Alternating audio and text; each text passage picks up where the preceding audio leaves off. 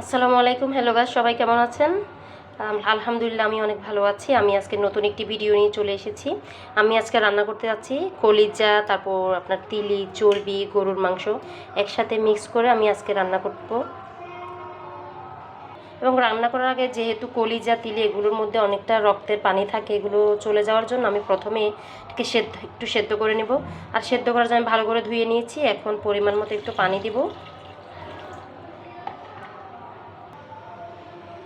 এখানে দেখুন আমি অল্প কিছু জিরা নিয়েছি, দুই তিনটি গোলমরিচ এবং এলাচ, দুই তিনটি তেজপাতা আর দুইটি এলাচ নিয়েছি।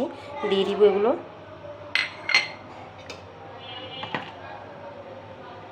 দিয়ে দিচ্ছি অল্প একটু হলুদ গুঁড়া।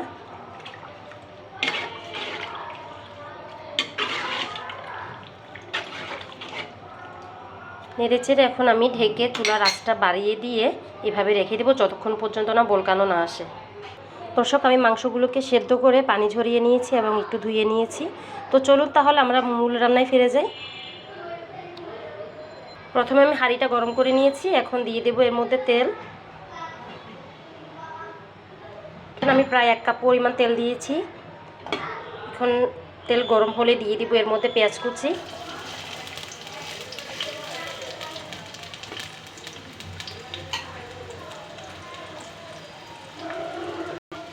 পেঁয়াজগুলোকে নেড়ে ছেড়ে ভালোভাবে বাদামি কালার আসা পর্যন্ত অপেক্ষা করব।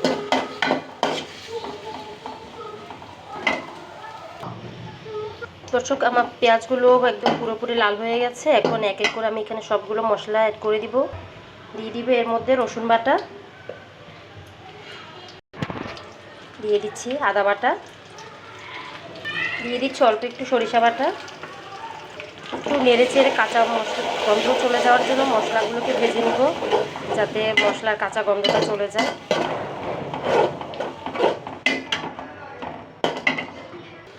এখানে আমি পেঁয়াজ, তারপর বাদাম, নারকেল সব একসাথে করে ব্লেন্ডার করে নিয়েছি। এখন এখান থেকে কিছু পরিমাণ মতো দিয়ে দিব।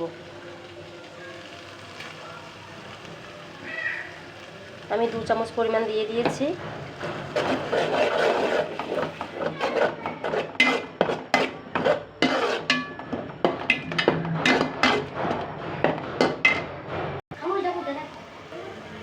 দিয়ে দিচ্ছি লবণ।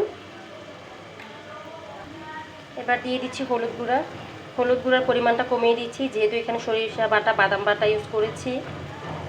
বেশি দিলে একটু সাদা সাদা টাইপের হয়ে যাবে। দিয়ে দিচ্ছি মরিচের গুঁড়া।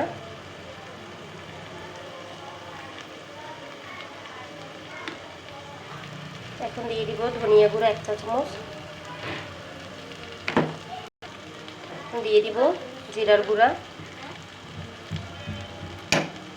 এখন একটু পানি দিয়ে মশলাগুলোকে ভালোভাবে কষিয়ে নিব।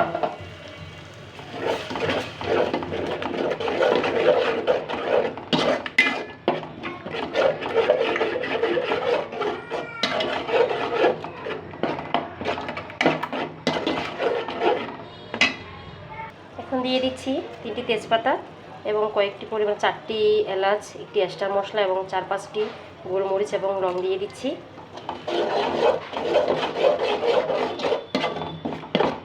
এখন আমি মশলাগুলোকে ভালোভাবে তেল ওঠা পর্যন্ত কষিয়ে নিব। এখন মশলাগুলো ভালোভাবে কষানো হয়ে গেছে। এখন দিয়ে দিব মাংসগুলো।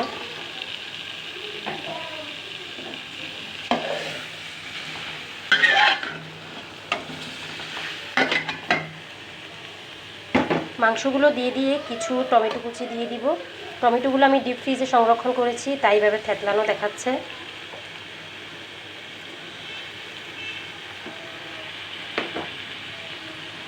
এখন ভালোভাবে সবগুলো মশলা মাংসের সাথে মিশিয়ে নিতে হবে।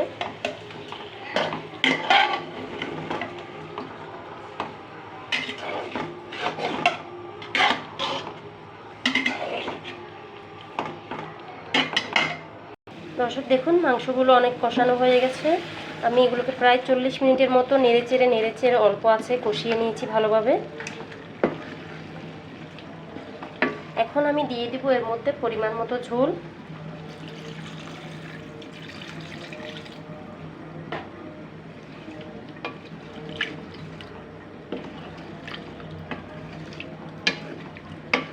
ভালোভাবে নেড়ে চেড়ে দিয়েছি, এখন বলকানো আসা পর্যন্ত ঢেকে দিব।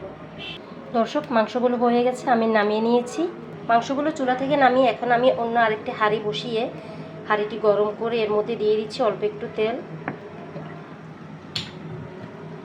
আর তেলটা গরম হলে দিয়ে দিচ্ছি এর মধ্যে কিছু পেঁয়াজ কুচি।